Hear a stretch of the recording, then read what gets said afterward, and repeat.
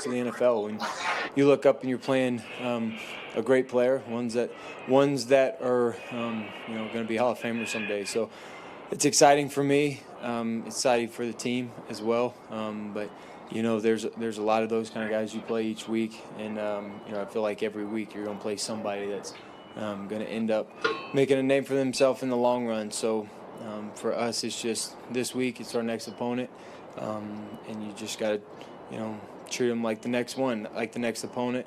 Don't make it bigger than what it is, and just go out there and continue to do what we've been doing the last several weeks and just find a win.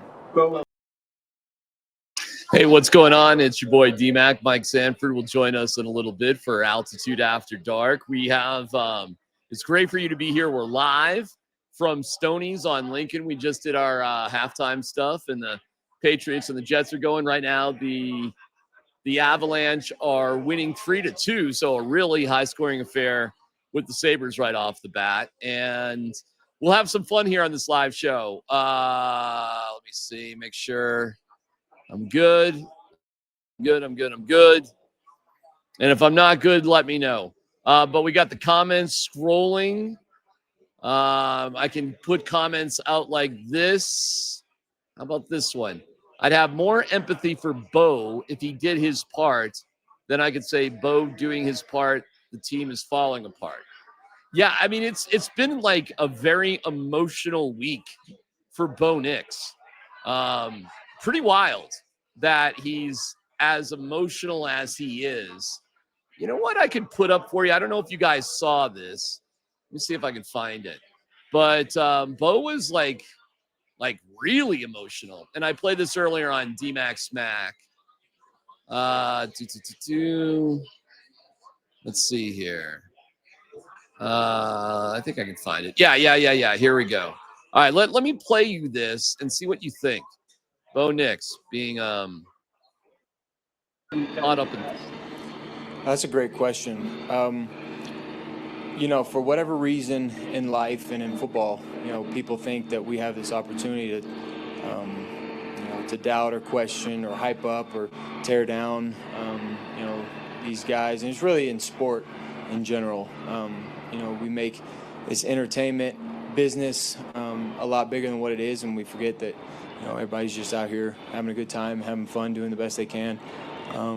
But for me, it's quite simple, really. I delete all my social media. I don't even have it. So unless somebody says it to my face, I don't really hear it. And nobody's ever bold enough to say it to your face. So really, I don't get on social media. There was a time to where it was early on in my career at Auburn. We were undefeated. We went to Florida and we lost, and that's when I really actually got to know the bad side of this sport. And it's unfortunate for sure.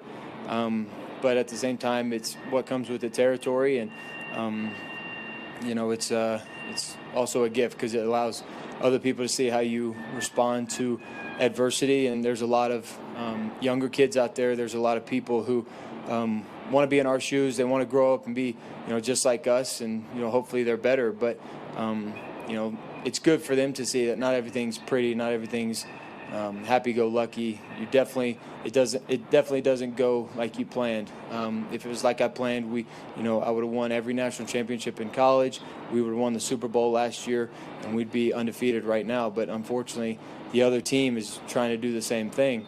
So, life's not about being fair. You're going to go through ups and downs. You're going to be faced with adversity.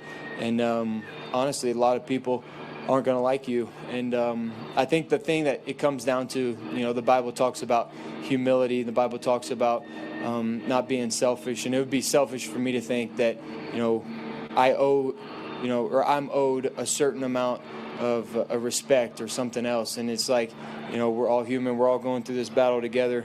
But when the Bible talks about humility, it's all about seeing other people, being a great teammate, being a great role model to other people who are watching. At the end of the day, you just got to do your best. And, the best is good enough for me, and the best is good enough for the Lord. That's all he asks you to do. And so I'm proud to be in this situation. I know it's not easy, but, a lot of things in life worth having aren't easy. And so I can promise you, win a Super Bowl one day, people are going to say the same thing.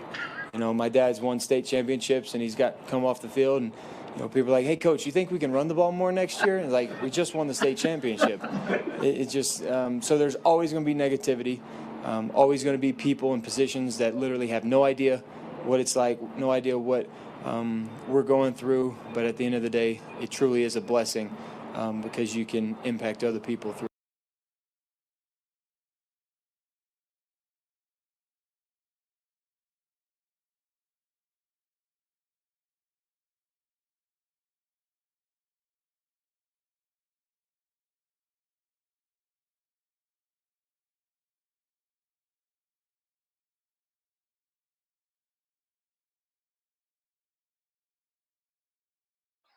Thank you for that. Thank you.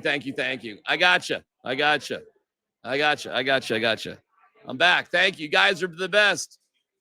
No sound, muted. I got it. Bo will crack under pressure. I don't know, man. Something's obviously going on, everybody. I mean, it's obvious. What it is, I really don't know. But clearly something's going on. So here is Bo being asked about finding joy and having fun. I swear to God, this is the question. Well, I think it's great to win games. Honestly, it keeps you confident, excited throughout the week because it's a lot tougher to lose these games when you have things to work on as opposed to winning them and knowing that you got things to work on, but you're winning games, and so you have a really good team to begin with because you're finding ways, and then when it starts clicking for you, it's going to be that much better. So we probably take for granted winning the games because we're not, it's not aesthetically pleasing or it's not as good as we want it to look, but at the end of the day, you play to win, and a win is the only thing that's going to matter in weeks to come. They don't care about stats, they don't care about what it looked like or if the offense or defense played well. They just care if you won. So we just got to find reasons to continue to win, and I do think that when we start playing, with all three phases of the game, all three playing well, I think it's going to be a lot more fun. Okay, well, it's not fun now. You're 8-2, and it's not that much fun. I'll tell you what's fun. Our great friends at Journey Spice. We love you, Journey Spice. And you can go to this QR code right here. That's going to save you, boom. That's going to save you 10% at Amazon.com. Use the code GETSPICY and save yourself 10%. Journey Spice goes good on every single meal you can imagine, whether it's breakfast, lunch, or dinner. We love you, Journey Spice. Seriously, you are the best. And again, this QR code gets you to Journey Spice Heaven. More on Journey Spice in just a little bit. So, yeah, let me put it in the comments. What do you think's going on? How are you feeling about Bo and Sean Payton and what they have? I'll tell you this. By the numbers, the Chiefs are beatable. I'm telling you. I'm picking the Chiefs to lose. I'm picking the Broncos to win 19-17. But that's conditional on a lot of things. I just think the Broncos defense will get to the Chiefs offense. I just do. And maybe I'm stupid in that, but I feel that's what's going to happen. We'll have Mike Sanford along in a little bit to talk about it. Here is Vance Joseph, who's talking about our guy, Patrick Mahomes, the witch, and what they're going to do against Mahomes. For a long time. I mean, he's a winner. The plays he can make off schedule, that makes it tough. Obviously, they're in the huddle and they have a play called, and you can defend that play perfectly, and he can obviously buy time in the second act. That's where he makes his explosive plays. So going against Patrick, obviously, how you rush him is important. How you cover is important. But the second part is, just keep chasing him and keep plastering on the back end, because those plays they've made over the years, him and Kelsey especially, has been hard on defenses. So it's a true challenge. And they've got, these new receivers they've got. It's a track team. You got 4.26, 4.30, so that makes it challenging. All right. Well, yeah, they're talking about Xavier Worthy and Rashee Rice. Those are your two burners. Travis Kelce actually leads them in terms of yardage. Although, you know what's funny about Kelce? It feels like he's slowed down a step, but he's still doing great. So, I don't know. I'm not sure what to say about that. Mahomes himself has been great, but they're 5-4. And a 5-4 team is actually favorited over the Broncos, who are 8-2 at home, which is weird to me. But let's look at some numbers here.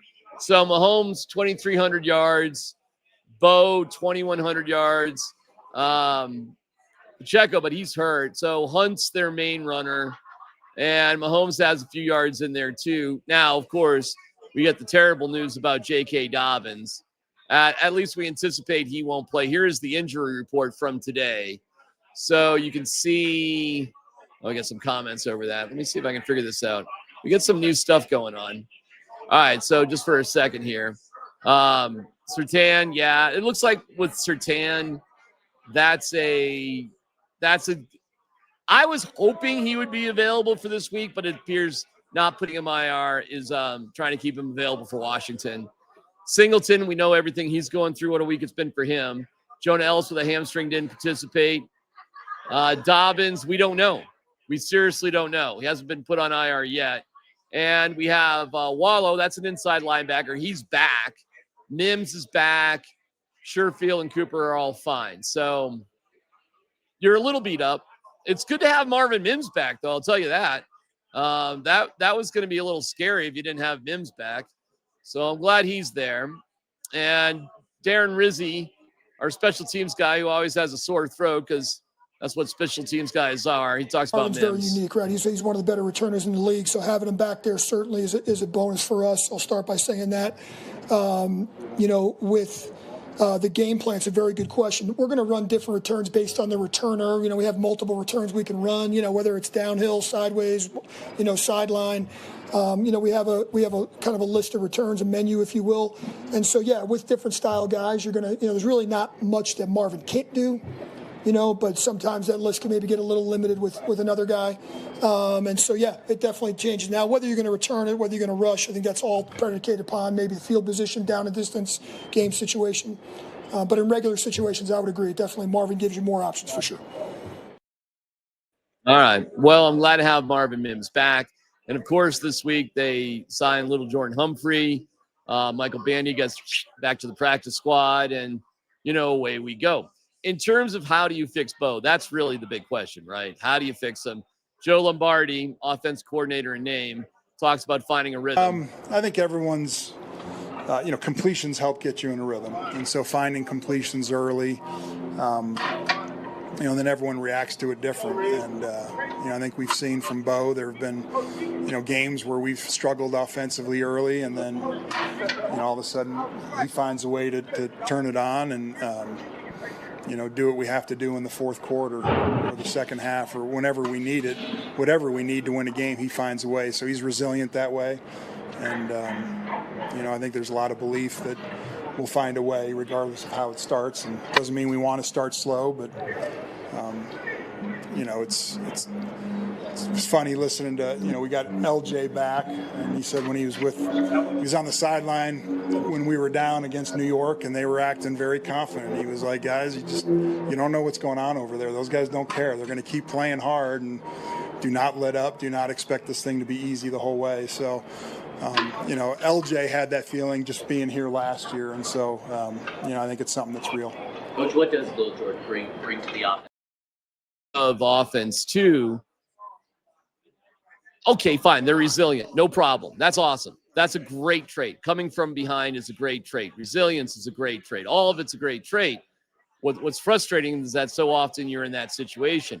And I think it's all amping up to this meeting with the Chiefs, because if you look at the strength of schedule for the Broncos, it's much tougher now in the final 7 games than it was. I mean, let's face it. They have wins against the power ranked 30th, 31st, and 32nd team. Now, you also have, a win against the Eagles. That's, freaking phenomenal. That's amazing, right? So what is it, Sean? Are you going to make things easier for Bo or what? I think it's it's not just it's not Bo. I mean, I think it's part of the whole process offensively and constantly in our game planning this week. Certainly opponents vary what they do scheme wise. This is a pressure team, and so our job each week, we're always looking to find easy completions.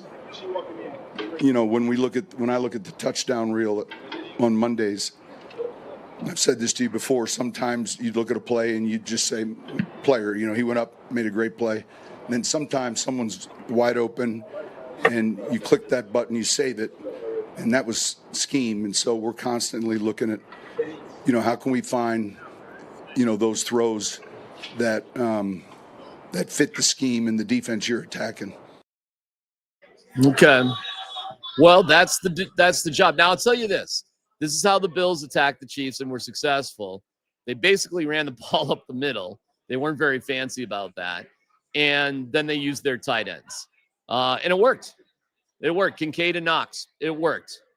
And I think you could theoretically do the same thing. I think Evan Engram could have a big game, and I think it's time that Evan Engram has a big game. I think Troutman could be big. It wouldn't shock me if little Jordan Humphrey comes up with a couple of catches that matter.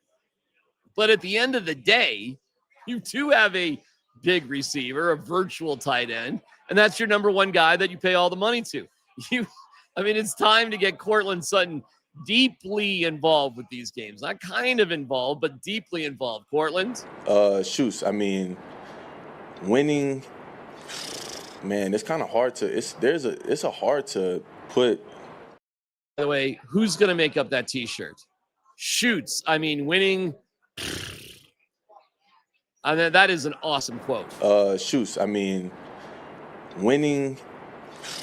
man, it's kind of hard to. It's hard to put a comparison to what it feels like to win. I'm sure you got that word from Coach. Coach keeps saying that it's addicting to win, and how he's truly enjoying this. This time that we've been having success, and I think that carries over throughout the entire locker room. Everybody's enjoying this, and nobody wants to not feel that after at the end of the week on Sunday. Everybody wants to continue to feel this feeling of joy and accomplishment at the end of the week, fulfillment, I guess you could say, at the end of the week. And we're trying to do everything we can. We're working to do everything we can during the week so that we can continue to feel that. And yeah, man, just trying to be the best version of us. That's it. All right. This may be the most depressed 8-2 team that I've come across in a long time. Shoes. Winning. Okay. What can I tell you? That was the vibe out there. So it's a team that clearly is sort of happy. In the power rankings, maybe I'm putting too much into power rankings, but in the power rankings on ESPN, the Broncos went down. They are the least highest ranked, power ranked 8-2 team. The Chiefs at 5-4 they were a 3.5 point favorite. Let me check on that right now for you, and we'll get to your comments here in a second. The last time I saw, they were a schedule 3.5 point favorite. Let's see here. All right, we're going. Yeah, 3.5. Over under 44.5. I got the Broncos winning 19-17, so I got the Broncos in the under, I suppose. Listen, it's a weird game too because this is not a make or break game. The Broncos have actually won a lot of make or break games. The Broncos have won all the games they should have won. Listen, man, the Colts are good, and you could have won that. Leverage. Chargers, good. No shame in losing to them. Other than that, all the teams that you should have beat, you actually did beat. So you're kind of fine. And with games against the Raiders still to come, Washington's kind of a disaster right now. Jags aren't scary. I don't think are you scared of the Packers? It's not a murderer's row. And of the 7 games just to make the playoffs, which would equate what you did last year, you only need to win 2 out of 7. They got that. I'm not worried about that whatsoever. What you're curious about at this point is this really a contending team or not? That's what's interesting. Are you really a contending team? And when you see that there's clearly some sort of, well, you just know from the offensive numbers, you got a problem. You know what's funny though? Let me give you a peek at the offensive numbers. All right, the comparison between the Broncos and the Chiefs here. Okay, and you'll see here that, and I'll get that scroll out there for you. And I'll get that out for you. Hold on one second. I can clean it up. You can see that. Oh, that's defense. Sorry, my bad. Let me get the offense up. Sorry. Here we go. Sorry, here's the offense. So, I mean, look at all the green. Green is top 10. Red is bottom 10. Black is just in the middle. So you see that the Broncos don't allow sacks. That's good. And their red zone percentage is excellent. And then you get to the Chiefs, where aside from rushing, where they're in 12th, by the way, they're just outside the top 10. They do great in everything else. And they're a +4 in giveaway, takeaway, and time of possession. That's really the key for the Chiefs this year. They're really just taking their time, more so than they ever have. So they're giving you long drives. They're taking their time. They're kind of just grinding things out. But it's been a struggle, man. They are not good this year on the road. They lost in Buffalo. They're playing here. It's not like they have some sort of winning streak going against the Broncos. But the offensive numbers are obviously incredible. But if we turn to the defense, you can see where the Broncos shine. Shine like a diamond, man. First in red zone, first and third down, first in sacks, 6th in passing yards, 4th in rushing, 3rd in points per game. But look at the stupid Chiefs right there, which is interesting. Just outside the Broncos in terms of scoring. So despite the fact there's nothing like kind of incredible about the Chiefs, they do stop you from scoring. They're a veteran team, and they have that kind of savvy. So what's the deal? That's why I have the score. I have the Broncos just eking it out. I have them winning another one. I have them winning 19-17. There's enough there that indicates the Broncos can take this if the defense plays as they've been playing. They don't allow the Chiefs to do something bizarrely dramatic at the end of the half and the end of the game. If they can control that. And by the way, I have no doubts that that's what the game is going to come down to. I have no doubts that you are going to have to stop the Chiefs in doing something crazy. Let's see here. From my guy, Wes. Bo Nix in 2025. Yards 21-6, touchdowns 18, interceptions 8, completion percentage 60.9. The league average is around 66. Denver wins 13-10. All right. Well, I mean, you're sort of seeing it my way. So, I can respect that. Hold on a second. Let me get the comments going again. I like the running comments. I think that's pretty cool. We got some new things here on little StreamYard, don't we? Let's see here.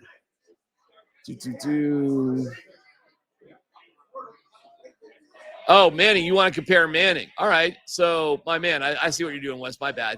Manning in 2015, 2,249 touchdowns, 9 interceptions, 17.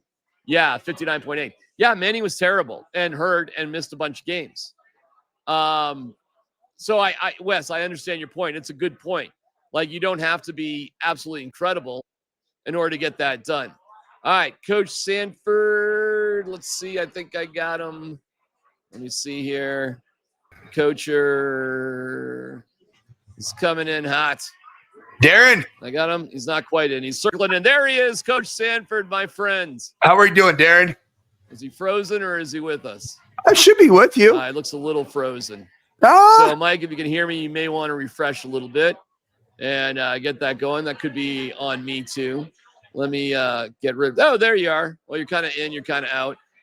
I'm hearing you. I'm I'm sure hearing if it's you. my fault. It might be. Yeah, I'm I'm close a bunch of things. DMac, I'm Try hearing to you. make this as smooth as possible. Darren? Yeah, and you know what? We're going to hit the big refresh button here, Coach. See if we can't. Well, so hold on, everybody. We're doing a big refresh. Make sure we're good. Big refresh. Here we go. I'm going to do a reload. Hang on, everybody.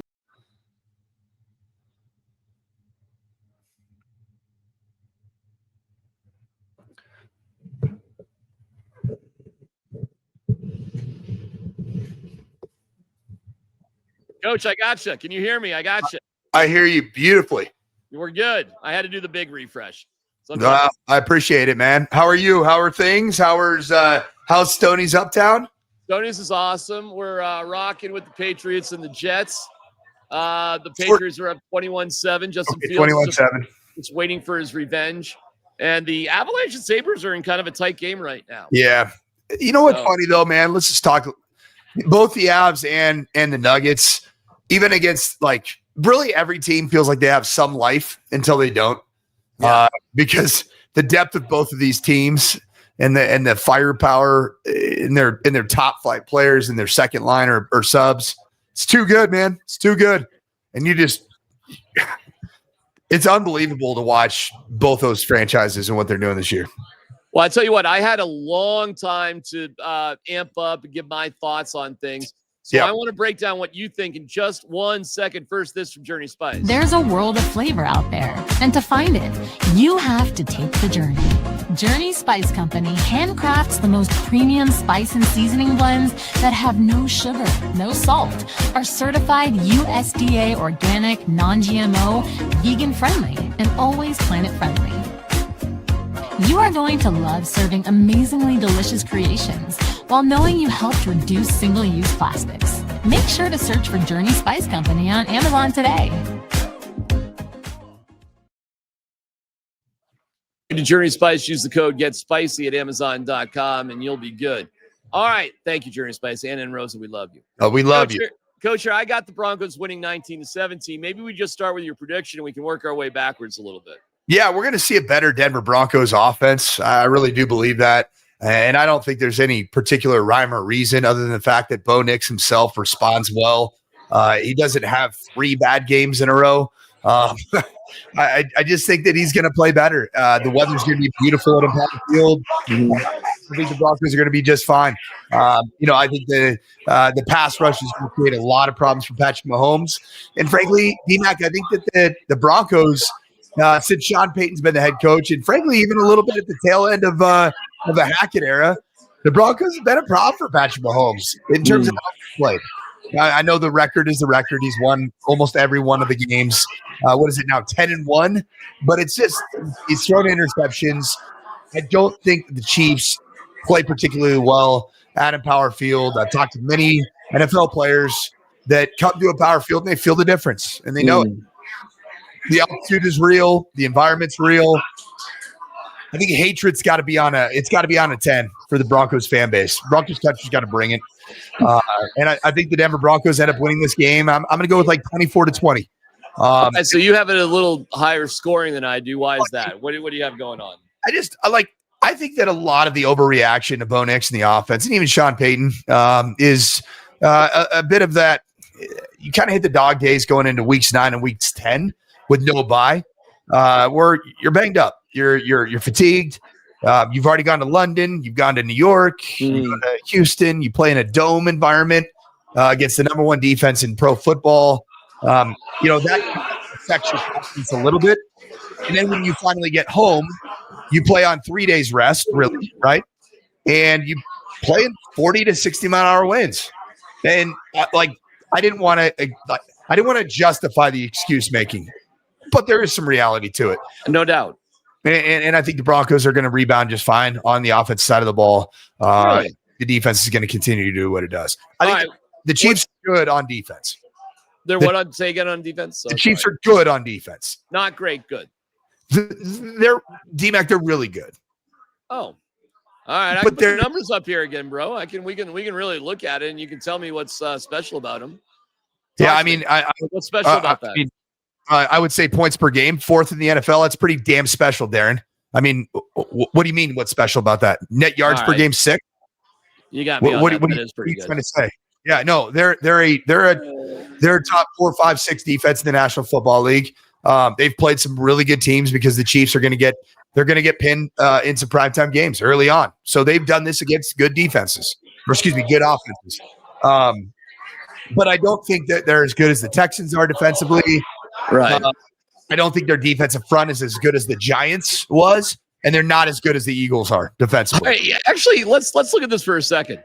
How can you be 21st in sacks, so the pressure's mediocre, right? 21st on third down, and 23rd in the red zone, and only allow 17.7 points per game? That does not jibe.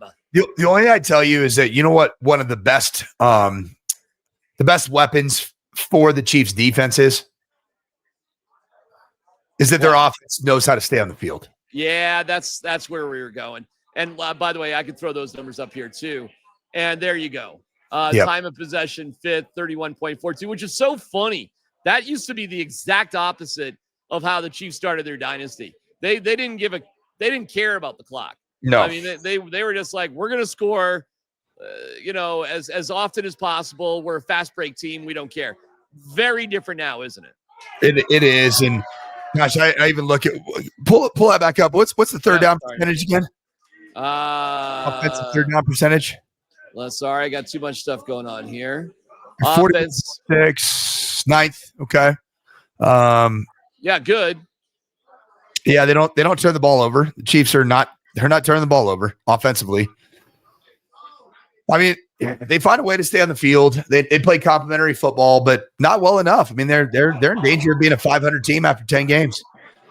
Somehow, some way, by hook or by crook. I mean, that's the reality of who the Chiefs are. But I'm not going to overdo the Chiefs' defense because I think the Broncos have faced, I'm going to say, 3 defensive fronts that are better than the Chiefs' defense. Okay. Giants, better defensive front. I know that they suck and they're terrible and they're awful, but that defensive front is crazy good. Mm-hmm.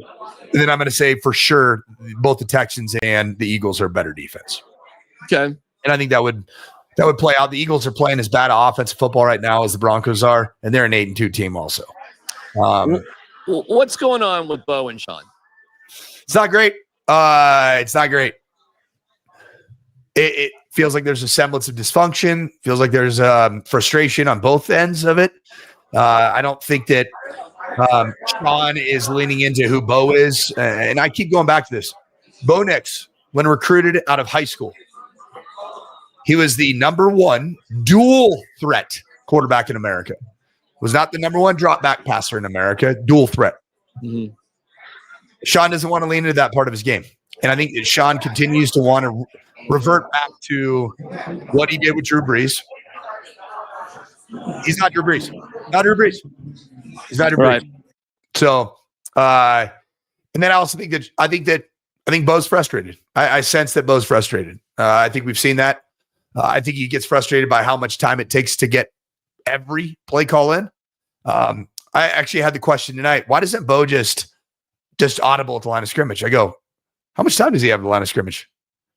Even if he wanted to just do his own thing, there's not enough time to communicate that. There's really not. And so I think it's just an overall level of frustration on both ends. Somehow. So all right, let's talk coach quarterback, because you've done a ton of this. Yep. For whatever reason, and I'm sure it's happened to you, you're just not on the same page with the QB, right? Or you're QB and you're not on the same page with coach. Yep. What are the do's and don'ts of fixing that relationship? Well, the do's are you got to humble yourself, and you've got to expect the quarterback himself also to humble himself to get to a point of vulnerability and honesty about where things are. The don'ts are to go too far to yield all of your authoritative control as the play caller, as the coach, to say, I'm just going to do whatever it is that you want, because you ultimately can end up losing your team. Because if you do it once, then you'll do it all the time. And players find out, they know it. But there's got to be a moment of honesty and vulnerability that's a two-way street for this to get to that point where it's fixed. I'm willing to say that Bo would be more than willing to go there. I don't know that Sean would be willing to go there. Okay, why? Arrogance, pride.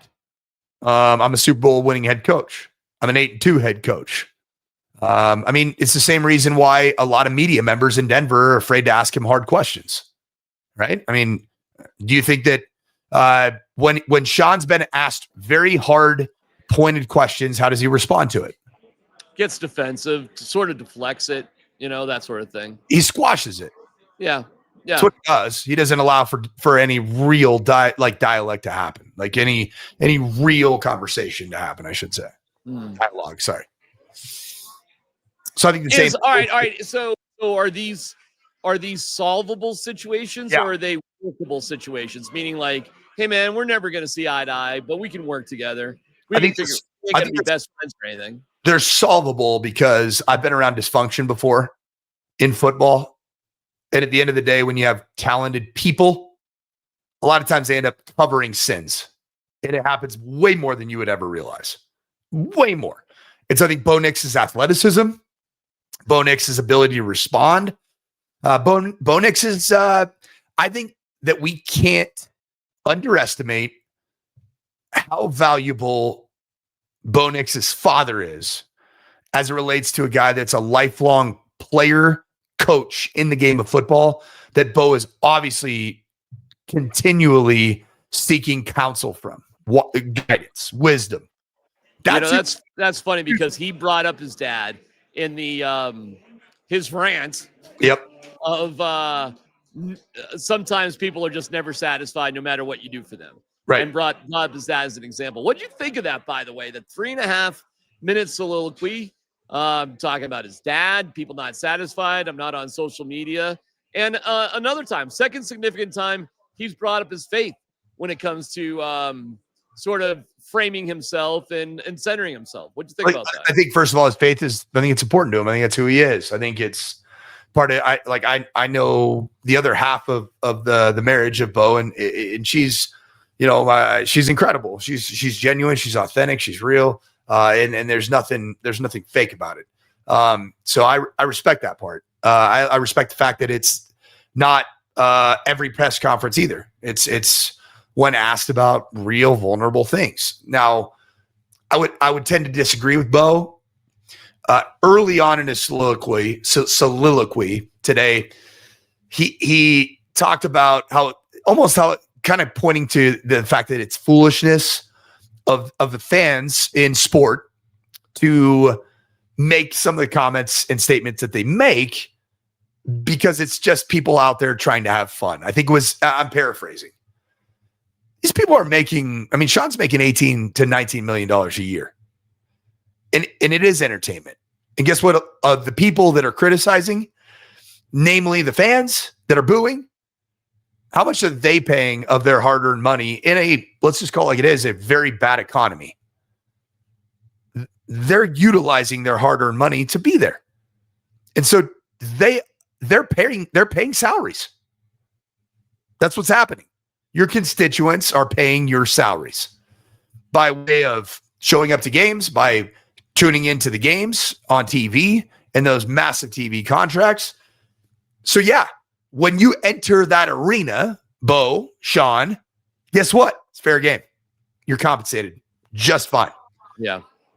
Yeah, I see a young man who's just got the weight of the world on his shoulders right now. You're asking about finding joy and having fun. You're 8-2, and you say, well, maybe I will at some point, but it ain't now. This 8-2 team ain't now. We're in the power rankings and we're slipping, not moving up. It ain't now. Yeah. So here we go, Coach. Here we go. This is the most consequential Sunday for the Denver Broncos in a decade. I agree. Yeah, I agree. Listen, you and Sean keeps saying we're going to have bigger games to play, and yeah, of course, when you played the Bills last year in the playoffs, yeah, that's a bigger game. That's a win or go home playoff game. I get it. But in terms of defining where you're at and who you are in the regular season, I can't think of a regular season game bigger than this. to define that. And guess what? You have 7 games left, and they're not all going to be like this. And coach, I mean, even your Packers are having a hard time. I don't think the Jags are anything special. Yeah. We'll see with the Chargers. I'm having a hard time buying the Chargers, but maybe I shouldn't. Maybe they are really good. I'll tell you what I'm having a hard time buying right now, DMac, is that Sean Payton can beat Jim Harbaugh and the Chargers. That's what I'm having a hard time buying. Well, that could be true. You could be right about that. But you got to play the Raiders again. My point being, there's a lot of ways to get to the playoffs right now for the Broncos. I agree, but let's just call the scenario exactly as it stands today, right? The Chiefs, from a postseason ramification standpoint, this is the biggest game of their season by far. They dropped to 5. A decade of dominance in winning the AFC West is probably, I think it's out of the question. I do. You go to 5-5, you're in trouble. Yeah. It would require you to rip off 7 straight. To guarantee you when you say the Chiefs have to win 7 straight to guarantee that they're going to win the AFC West for the 10th time in a row?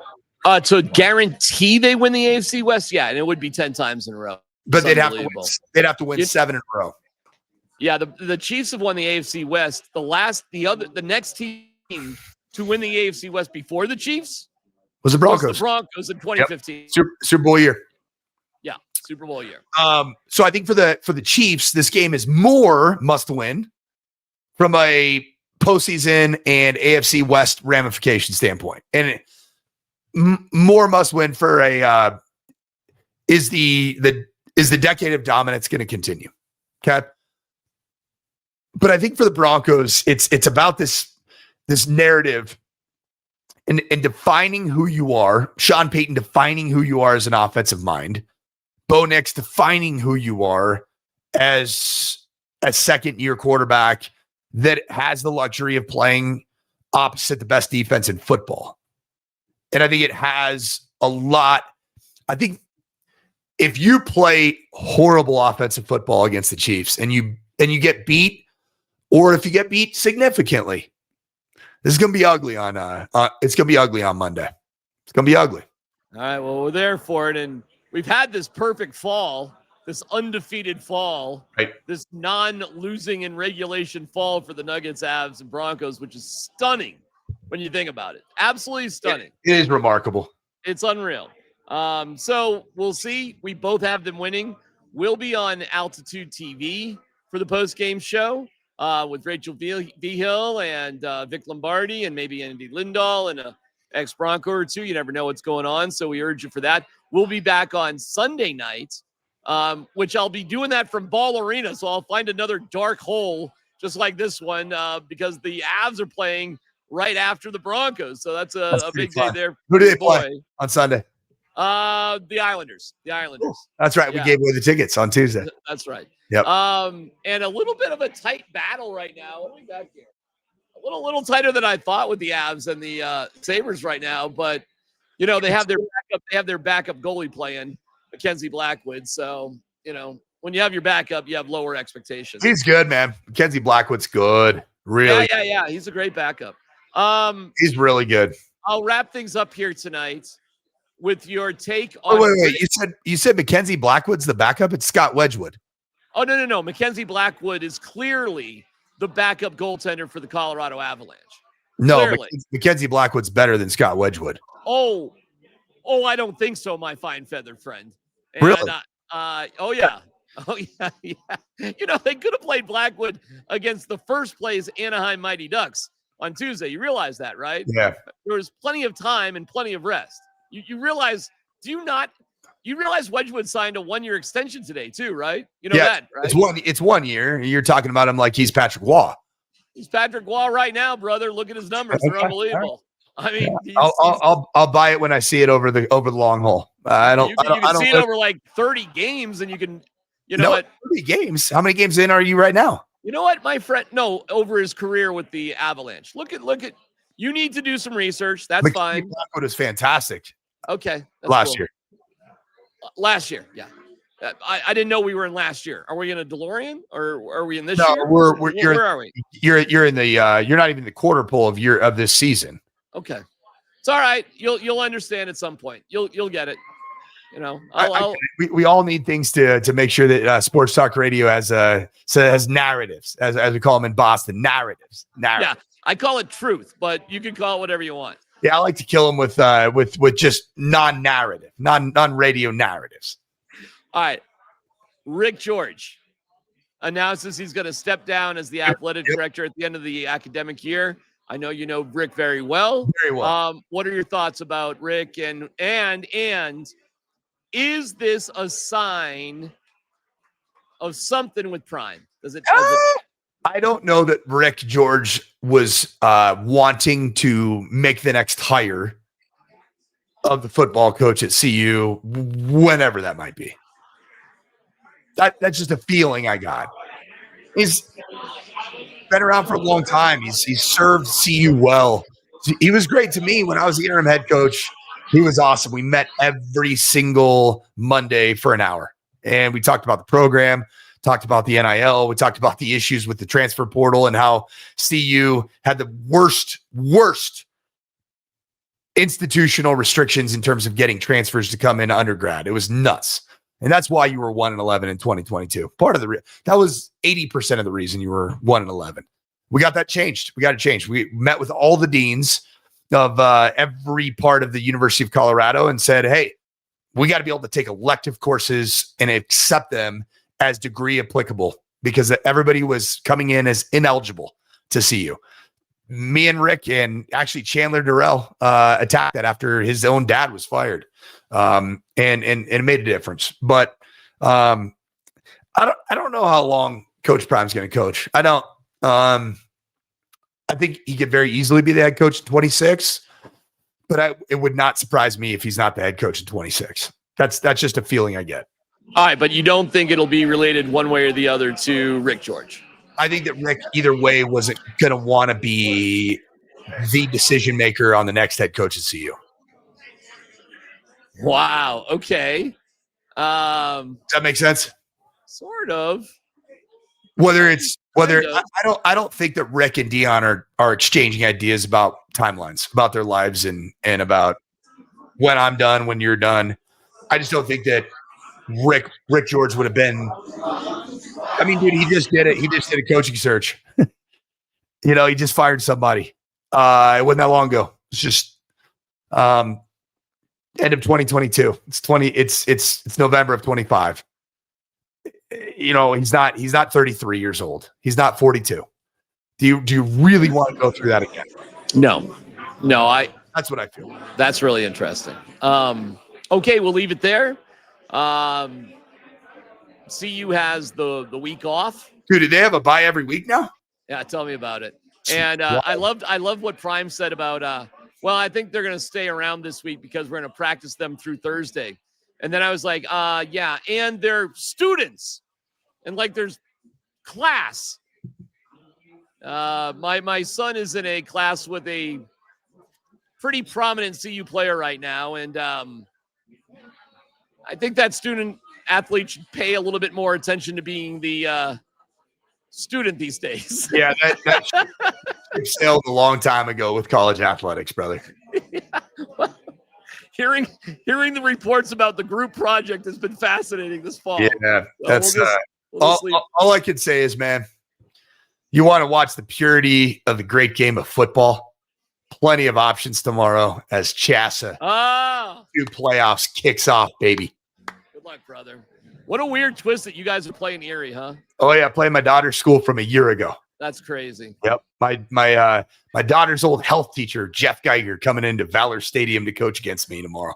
It's gonna be a lot of fun. If you're lucky enough to survive that. Yep. And I don't mean for you to look ahead. Who would you theoretically be playing next? Either Jay Keeps, DJ Bordeaux and the Legend Titans, or a very upstart Fort Collins High School roster that has got a running back that is apparently 6 feet, 210 pounds, and had 390 yards rushing a week ago against Thunder Ridge. I'm sorry, what? Yeah, he had like What? Yeah, he ran for more than Ron Dane did in his. Oh my God, it's unbelievable. So, all right, Coach. We'll talk to you tomorrow on the morning sprint. Raj is back. How about that? Good to have Raj back. And Raj gave me a great look at this gift right here. Gave me that's awesome, man. Boise State hockey jersey. That's right gorgeous. That is awesome. That is really sweet. Yeah. By the way, Spring and Raj tonight after the radio broadcast for Between the Pipes.